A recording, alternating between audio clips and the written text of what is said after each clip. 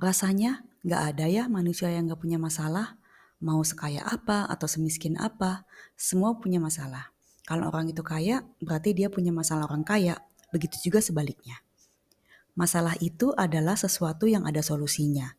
Jika tidak ada solusinya, maka itu bukan masalah, melainkan sesuatu yang harus kita embrace jika kita tidak mau menderita. Menurut Eckhart Tolle, one of the most famous spiritual teacher, ada 3 cara untuk menyelesaikan masalah.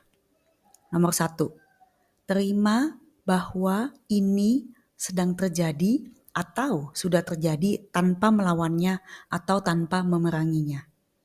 2, lakukan sesuatu, sesulit apapun tanpa melawannya atau tanpa memeranginya. 3, remove yourself, pergi dan tinggalkan tanpa melawannya atau memeranginya. Kedengarannya sederhana ya, simple tapi sulit untuk dilakukan. Tetapi semakin kita sering berlatih, semua ini akan terasa mudah dan membawa kebahagiaan. Ketiga langkah di atas itu bertujuan supaya hati kita damai dan pikiran kita tidak ruwet atau stres. Sebagai contoh pertama, kamu udah di pernikahan 10 tahun tapi kamu gak bahagia karena pasanganmu tidak bisa menghargaimu, sering mengecilkanmu, dan kamu merasa invisible dan sakit-sakitan. Sesuai dengan cara di atas, yuk kita ke nomor 1. Apakah kamu bisa menerima ini dengan lapang dada tanpa melawan perasaanmu sendiri dan berperang dengan jiwamu yang meronta? Jika tidak bisa, kita ke langkah 2 ya. Apakah kamu bisa melakukan sesuatu? Misalnya ajak dia terapi, ajak bicara hati ke hati, ajak konseling. Dan jika tidak bisa juga, kita ke langkah ketiga, yaitu pergi dan tinggalkan masalah ini.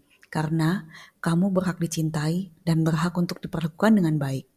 Ini sebenarnya adalah kisah saya dan butuh bertahun-tahun untuk berani memilih diri saya sendiri dan saya memilih untuk pergi. Awalnya terasa sangat berat, tetapi lama-lama jika kita percaya, semua itu berubah menjadi indah. Contoh kedua, kamu gak happy di tempat kerja padahal udah 5 tahun lebih. Oke, sesuai dengan cara di atas. Langkah 1, apakah kamu bisa menerima bahwa kamu tuh gak happy udah 5 tahun di tempat kerja? Jika gak bisa, kita ke langkah kedua. Apakah kamu bisa melakukan sesuatu?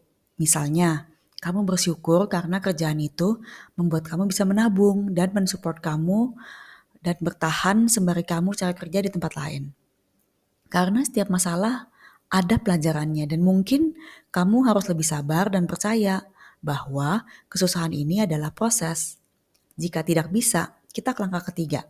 Kalau kamu udah benar-benar tidak tahan dan merasa sudah waktunya kamu untuk stop dan pindah, beranilah untuk resign dan pergi sesuai dengan pertimbangan yang sudah dianalisa. 3. Contoh ketiga, teman kamu sering motong kamu di saat kamu belum selesai cerita. Langkah pertama, apakah kamu bisa menerima hal ini tanpa kekesalan dan menerima temanmu apa adanya? Jika nggak bisa, ke langkah 2. Apakah ada yang bisa kamu lakukan? Misalnya, memberitahu dia bahwa kamu nggak suka dipotong kalau belum selesai cerita karena kamu pengen dihargai seutuhnya dan merasa aman dan diterima, terutama kalau lagi curhat. Kalau dia nggak bisa terima atau malah marah atau defensif, kamu harus pasang boundaries atau pagar untuk melindungi dirimu. Jika tidak bisa juga, kita ke langkah ketiga, yaitu tinggalkan persahabatannya dengan anggun. Karena kamu berhak untuk dicintai dan didengar.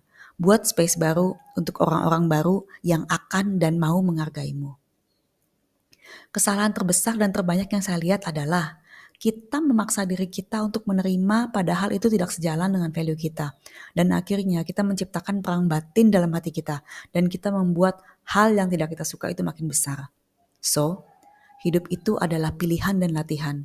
Semakin kita sadar bahwa semua itu ada pelajarannya, lalu kita mengambil langkah yang sesuai, kita bisa dewasa dalam menghadapi apapun juga. Dan hidup akan terasa lebih bermakna jika kita hidup sesuai dengan value kita. Terima kasih.